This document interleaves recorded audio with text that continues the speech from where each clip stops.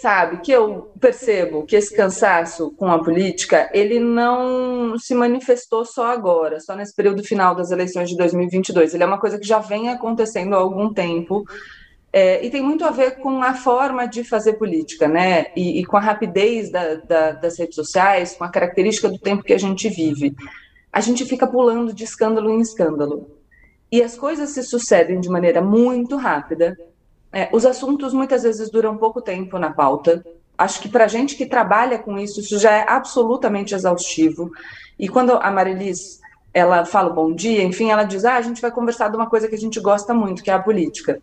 Quando você gosta de política, quando você trabalha com política, mesmo assim, o ritmo é muito cansativo. Essa forma de fazer política está cansando a gente, deixa a gente esgotado. Tem uma hora que você fala, cara, não aguento mais, porque você não passa um dia conseguindo se aprofundar um pouco num assunto que já vem um outro escândalo, uma outra cortina de fumaça.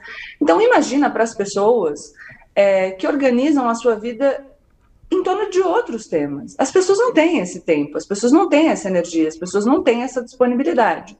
Eu gosto de dar um exemplo pessoal, porque, enfim, é o que eu posso falar por experiência, mas a minha mãe ficou viúva com 32 anos.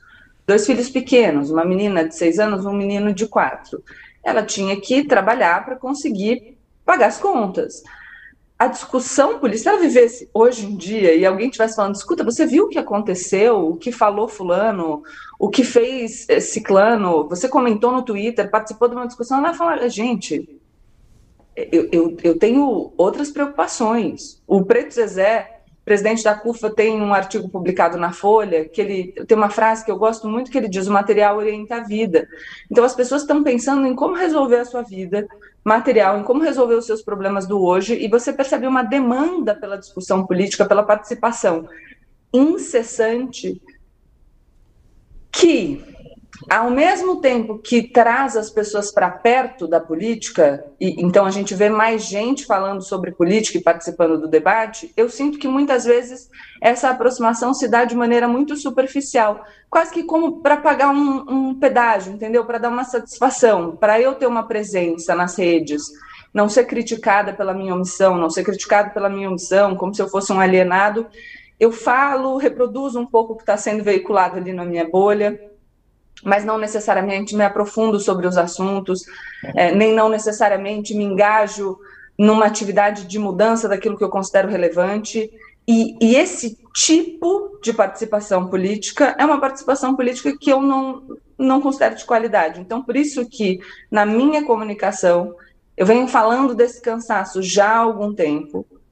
Não raramente eu falo para o meu público, se você está exausto, se você está sentindo prejudicada a sua saúde mental, pare de consumir as notícias por um tempo, porque uma pessoa doente não consegue trabalhar para mudar o mundo, para orientar a construção daquilo que deseja, e toma cuidado para se envolver em assuntos nos quais a gente consiga perceber alguma perenidade, mesmo que seja no fundo do assunto, e não no que aparece, no escândalo propriamente, para a gente se aprofundar em algumas coisas e conseguir ter discussões um pouquinho mais robustas sobre aquilo que acontece. Então, eu acho que o cansaço não é um fenômeno de agora, eu acho que ele já vem acontecendo.